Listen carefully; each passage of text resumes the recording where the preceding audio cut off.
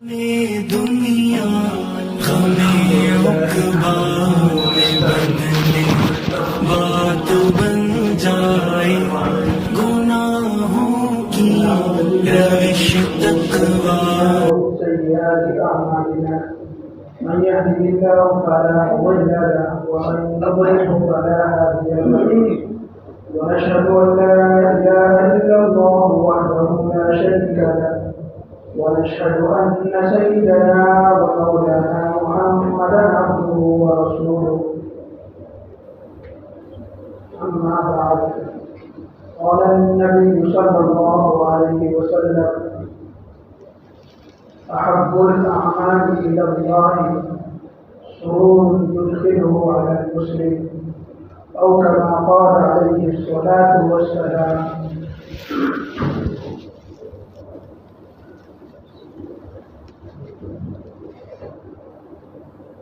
اللہ سبحانہ و تعالی نے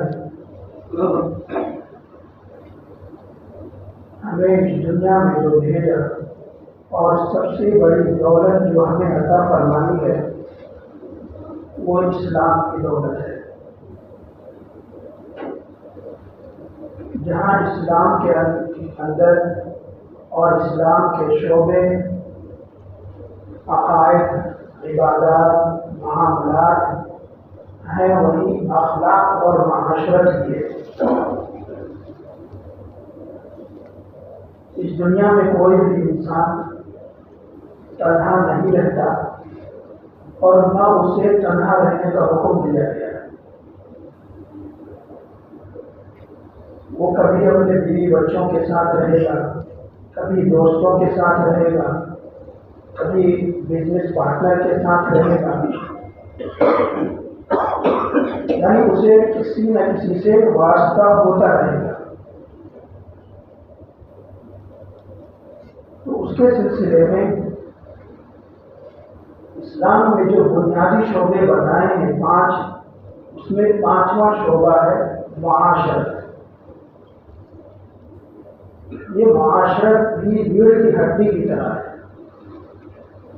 کہ جو اس کو فالو کرے گا اور اس کی اتباع کرے گا وہ کامل ایمان والا ہوگا.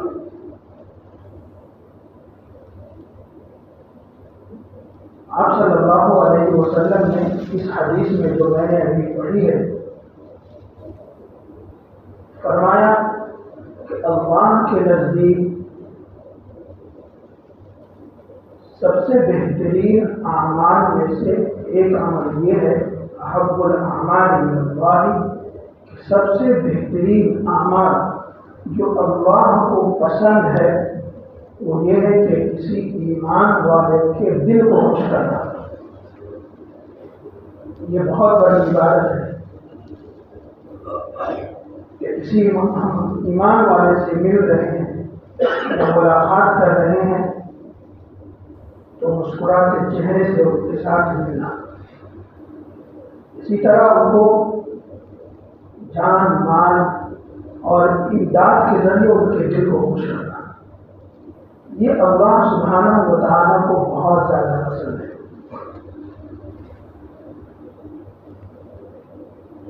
ایک دن میں آپ صلی اللہ علیہ وسلم نے فرمایا خالق الناس باخلاق اللہ، باخلاقہ،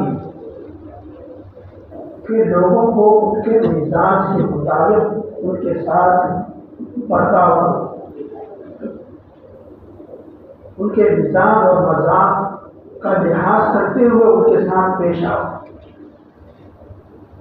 کہ کہیں ایسا نہ ہو کہ تم اس طرح ملو کہ اس کو تکلیف ہو.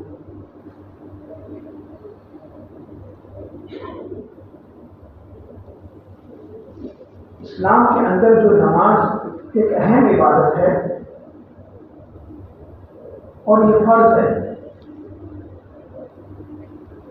اس کے بارے میں اللہ تبارک و تعالیٰ نے قرآن کریم میں تقریباً 62 مرتبہ ذکر فرمایا کہ نماز پڑھو، لیکن طریقہ حضور صلی اللہ علیہ وسلم پر چھوڑ دیا کہ آپ صلی اللہ علیہ وسلم جس طریقے پر بتلائیں گے وہ طریقے کے مطابق تمہیں نماز پڑھنا ہوگا. اور نماز کی اہمیت کے بارے میں آپ صلی اللہ علیہ وسلم نے فرمایا کہ جو لوگ نماز چھوڑتے ہیں یا نماز گھروں میں ادا کرتے ہیں، دل کرتا ہے کہ کسی کو نیابت دوں، یعنی امامت کے لیے کھڑا کروں اور پھر میں جا کر ان سے ملوں یا ان کے گھر کو جلاؤں۔ فقہائے کرام نے امام ابو حنیفہ رحمہ اللہ نے فرمایا کہ جماعت کے ساتھ نماز پڑھنا یہ سنت مؤکدہ ہے، لیکن دیگر تین ائمہ جو ہیں وہ کہتے ہیں کہ جماعت کے ساتھ نماز پڑھنا واجب ہے۔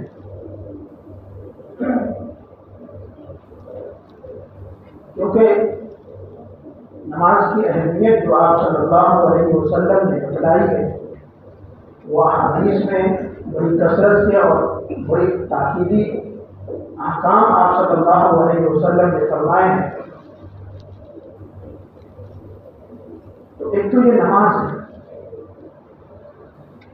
دوسری چیز آپ صلی اللہ علیہ وسلم نے دوسری طرف فرمایا کہ کسی مسلمان کو تکلیف مت دو۔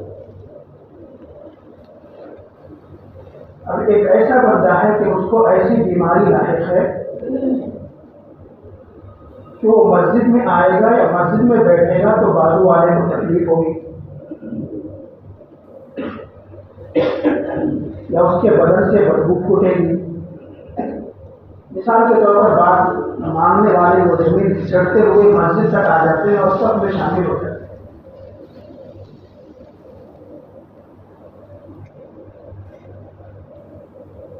تو اس کے متعلق تمام فقہائے کرام جو ہے بالاتفاق کہتے ہیں کہ اس بندے کا مسجد میں آنا ہی جائز نہیں، بلکہ یہاں تک فقہاء نے کہا کہ اگر وہ بندہ جس سے دوسروں کو تکلیف ہو رہی ہو، اذیت پہنچ رہی ہو، اس کا مسجد میں نماز پڑھنا گناہ ہے۔ دیکھیے نیکی کا کام ہے، ہم بہت سے امور ایسے انجام دے دیتے ہیں، سمجھتے ہیں کہ یہ نیکی کا کام ہے، لیکن اس سے ہمیں گناہ مل رہا ہوتا ہے۔ ایک اور مثال لیجیے، سلام کرنے کے آپ صلی اللہ علیہ وسلم نے بڑی فضیلت بتلائی ہے کہ مسکراتے ہوئے چہرے سے ملو، اور بہترین سلام کرنا ہے تو تینوں الفاظ سینٹنس استعمال کرو، السلام علیکم ورحمۃ اللہ وبرکاتہ، کہ تم پہ سلامتی ہو، اللہ کی رحمتیں تم پر ہو، اللہ کی برکت تم پر نازل ہو، یعنی تم میری طرف سے بالکل سیف ہو، محفوظ ہو۔ اس پر ثواب بھی ہے سلام کرنے کا۔ لیکن ایک بندہ مسجد میں آتا ہے اور اللہ کے بہت سے بندے نمازوں میں مشغول ہیں، کوئی ذکر میں، کوئی تلاوت میں، اور وہ زوردار آواز میں سلام کرتا ہے، السلام علیکم۔ لوگوں کو نمازوں میں خلل ہوا، ذکر میں رکنا اندازی ہوئی، عبادات میں یعنی کہ اذیت ہوئی، اس کا گناہ اس کے اوپر ہے۔ اس لیے فقہاء نے کہا ہے کہ مسجد میں آتے ہوئے زور سے سلام، کیونکہ تکلیف ہوگی، اور بعض فقہاء نے کہا یہ تو ناجائز کام ہے۔ اسی طرح اگر کوئی کھانا کھا رہا ہے، کسی کے یہاں ہم گئے، وہ کھانا کھا رہا ہے، اب وہاں پر یہ کھانا کھانے والے بندے کو سلام کرنا مکروہ ہے، حالانکہ سلام کرنا ایک عبادت بھی ہے، عبادت سمجھ کے آپ کر رہے ہیں، لیکن آپ کو گناہ ہو رہا ہے۔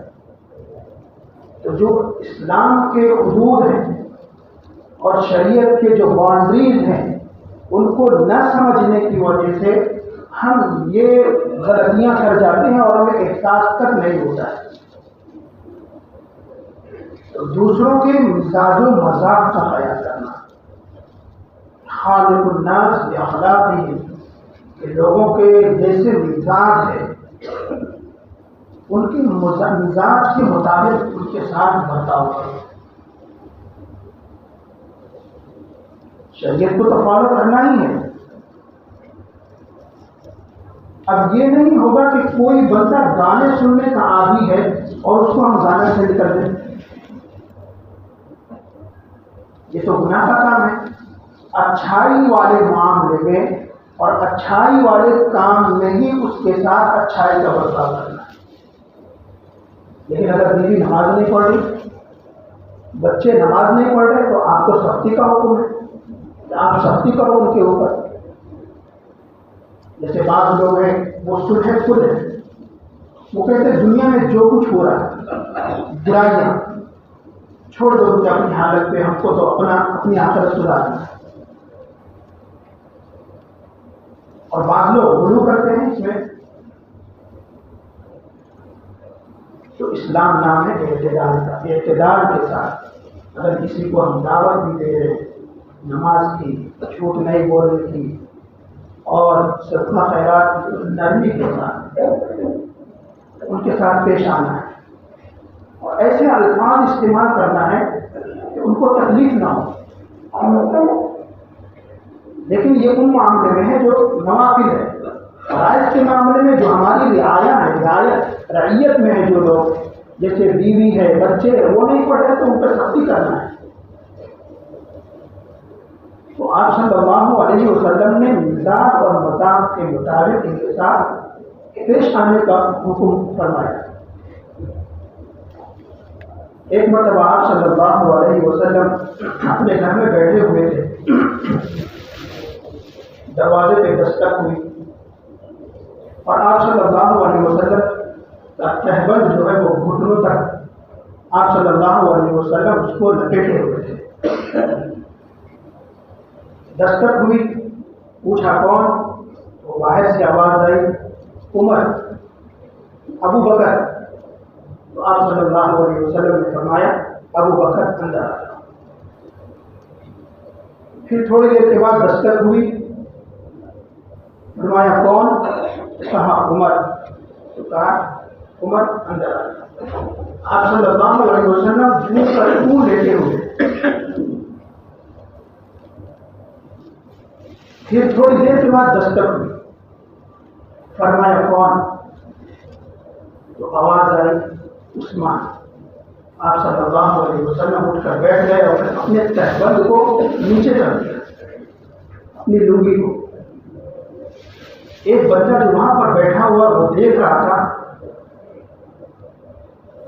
کہا یا رسول اللہ، ابو بکر آئے آپ ویسے ہی بیٹھے رہے، عمر آئے ویسے ہی بیٹھے رہے، عثمان آئے آپ نے تہبند نیچے کر لیا اور اٹھ کر بیٹھ گئے۔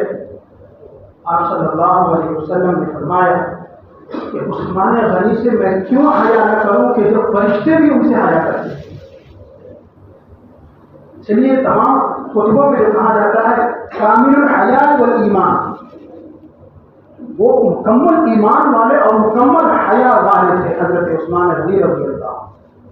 تو ان کے مزاج کے مطابق آپ صلی اللہ علیہ وسلم نے برتاؤ کیا کہ ان کے اندر حیا ہو، کامل حیا۔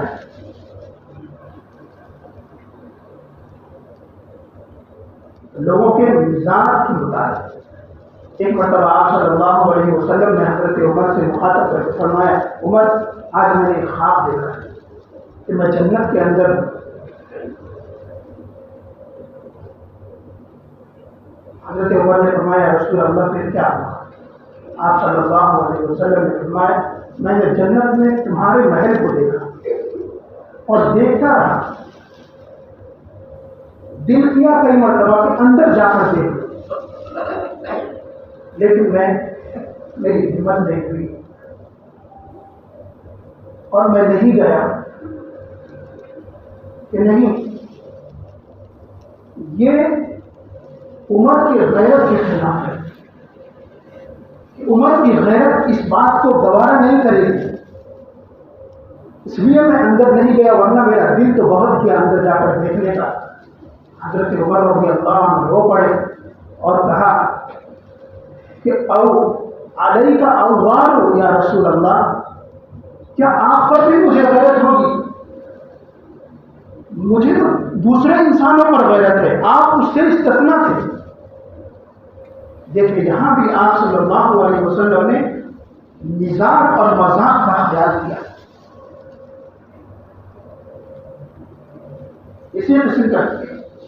اسی سلسلے میں تیسرا واقعہ حضرت عائشہ رضی اللہ عنہ کہ 19 رمضان ہے.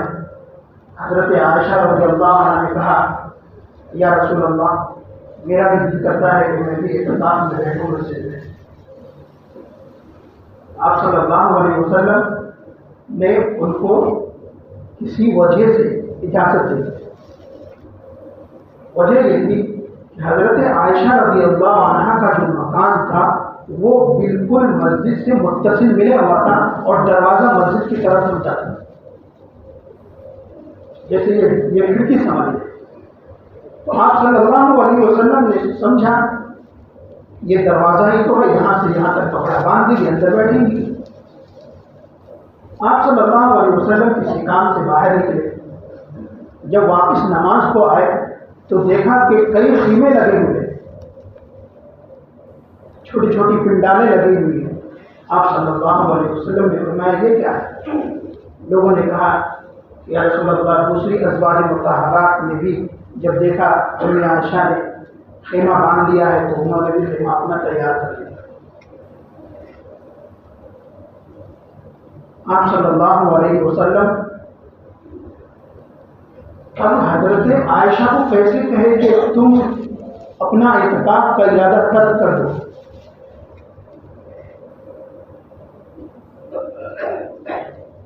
تو آپ صلی اللہ علیہ وسلم نے یہ کہا کہ اس سال میں اعتکاف نہیں کرتا.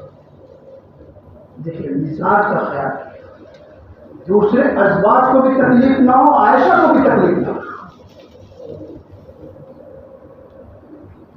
چنانچہ تھوڑی دیر میں تمام خیمے اکھڑ کر گھروں میں چلے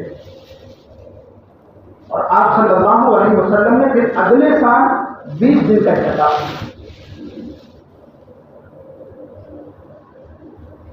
اسلام میں ہے کہ ہم دوسروں کے مزاج کے مطابق ان کے ساتھ برتاؤ کریں اور خوش خلقی اور معاشرت کے اندر اچھے اخلاق سے پیش آئیں. کوئی ایسا کام ہم نہ کرے کہ ہم تو اس کو عبادت سمجھ رہے ہو. جیسے بعض علاقوں میں ہوتا ہے کہ جلسے ہو رہے رات میں اور لاؤڈ اسپیکر لگا دیے ہوئے اور آواز پورے دیہات میں اور پورے علاقے میں گونج رہی، لوگوں کی نیندیں حرام ہیں. شریعت میں اس کو ناجائز اور حرام نہ ہے.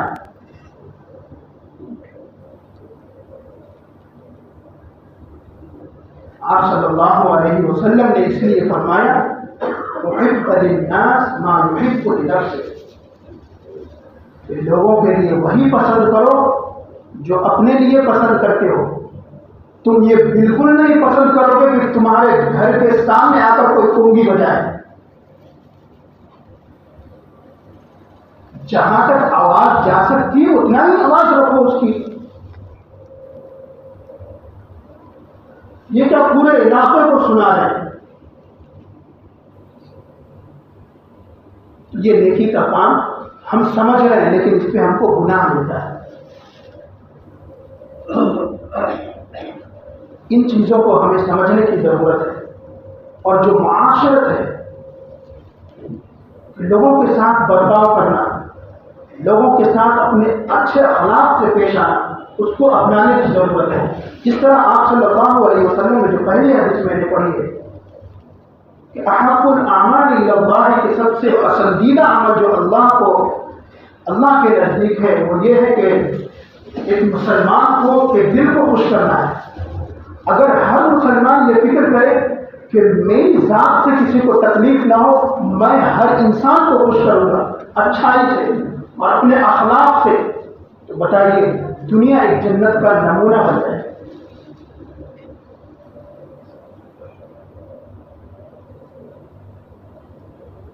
لیکن ہم شریعت کو فالو کرتے ہیں نماز کی حد تک، روزوں کی حد تک اور عیدین کی حد تک. اس کے بعد معاشرت کو بالکل ہم ترک کر چکے ہیں. نوجوان بچے ہیں گلیوں میں زور سے بائک چلا رہے ہیں، لوگوں کو تکلیف ہو رہی ہے. آپ کا بائک چلانا اس طرح ناجائز ہے. غیروں کے تہوار کو منانا دور کی بات ہے، غیروں کے رسم و رواج منانا تو دور کی بات ہے۔ رات کے 12 بج رہے آپ نئے سال کی خوشی میں پٹاخے پھوڑے، یہ جائز ہے؟ شریعت میں ہے، بلکہ قرآن میں ہے کہ اس سے بڑا بے وقوف کون ہوگا کہ جو اپنے مال کو ہی آگ لگا دے۔ مال جمع کیا، محنت کیا، پسینے کی کمائی کو اس نے پٹاخے میں اڑا دیا۔ ہم نے اپنے دل کو خوش کیا، لیکن کئی دلوں کو ہم نے ناراض کر دیا۔ اور ایک مسلمان کی حرمت اور ایک مسلمان کی عزت کعبے کی عزت سے بڑی ہوئی ہے۔ امام غزالی رحمہ اللہ نے فرمایا کہ جانور 3 قسم کے ہیں۔ ایک وہ جانور ہے جو اپنی ذات سے صرف دوسروں کو فائدہ دیتا ہے، جیسے بکری گائے۔ فرمایا دوسرے قسم کا جانور جو ہے وہ صرف اپنی ذات سے دوسروں کو تکلیف ہی دیتا ہے، جیسے سانپ، بچھو وغیرہ۔ تیسرا جانور جو ہے جو نہ تکلیف دیتا ہے اور نہ فائدہ دیتا ہے۔ امام غزالی نے ان تینوں کا ذکر کرنے کے بعد فرمایا ہے انسان، اگر تو انسان نہیں بنتا تو کم از کم پہلے قسم کا جانور بن کے اپنی ذات سے کسی کو دوسرے کو تکلیف مت دے، یا اپنی ذات سے دوسروں کو صرف فائدہ ہی پہنچا۔ پہلے قسم کا کم سے کم تو جانور بن جا، یا اگر پہلے قسم کا نہیں بنتا تو تیسرے قسم کا بن جا کہ نہ اپنی ذات سے کسی کو نقصان پہنچا اور نہ کسی کو نہ فائدہ پہنچا۔ تیسرے قسم کا جانور بن جو صرف ڈنک مارنے کے کام آتا ہے اور دوسروں کو چیڑ پھاڑ کرنے کے کام آتا ہے۔ اگر تو انسان نہیں بنتا تو پہلا قسم کا جانور بن جا یا تیسرے قسم کا جانور بن جا۔ ہم اپنی زندگی میں دیکھیں اور آداب معاشرت جو ہے اس کو ہم پڑھیں کہ گھر میں وقت ہو گیا ہے، کھانے کا وقت ہے، اہلیہ انتظار کر رہی ہے کھانا لے کر، آپ کے کھانے کا ٹائم ہے، آپ باہر ہیں، آپ نے اطلاع بھی نہیں کیا تو کہاں لکھا ہے یہ ناجائز ہے۔ تمہارے انتظار میں کوئی اپنا بھوک روکی ہوئی ہے، کوئی اپنا پیاس روکی ہوئی ہے۔ معاشرت تو پہلے گھر سے شروع ہوتا ہے۔ اللہ سبحانہ و تعالی سے دعا کرے اللہ تبارک و تعالی ہمیں اور آپ کو کہنے اور سننے سے زیادہ عمل کرنے کی توفیق عطا فرمائے۔ سننے